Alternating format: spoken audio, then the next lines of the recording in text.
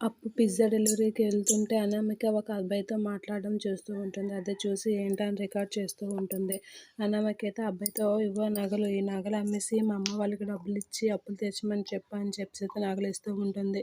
ఇవి అమ్మేసి కొన్ని రోజులు పోయాక మళ్ళీ మరికొన్ని తెస్తాను, ఒకేసారి మొత్తం తెస్తే వాళ్ళకి డౌట్ వస్తుంది కదా అనేది అంటూ ఉంటుంది. ఆ మాటలు విని అప్పు ఒకసారిగా షాక్ అవుతూ ఉంటుంది.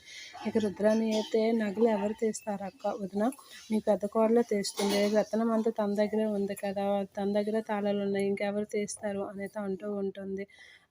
కావ్య అయితే ఆ పని చేయదు అని చెప్పి గట్టిగా అంటూ ఉంటుంది. ఆ మాటలు విన్న రుద్రాని అయితే తనని గుడ్డిగా నమ్మి నగలిచ్చావు కాబట్టి తను నిన్ను నిలువున మోసం చేసింది అనేది అంటూ ఉంటుంది.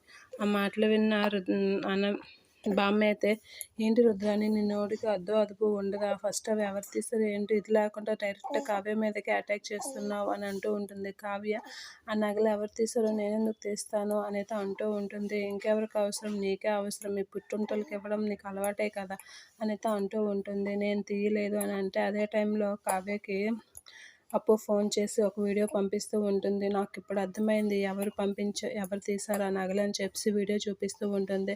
అది చూసి ఒకసారిగా ధనలక్ష్మి అయితే షాక్ అవుతూ ఉంటుంది. అనిమిక ఎందుకు ఇంత పని చేసింది, అయినా ఆ నగలు ఎవరికి ఇచ్చింది అని అయితే షాక్లో ఉండిపోతూ ఉంటుంది. రుద్రాని అయితే మంచి పని అయింది, అనిమిక గుట్టు రట్టు అయింది అని అయితే మనసులో అనుకుంటూ ఉంటుంది.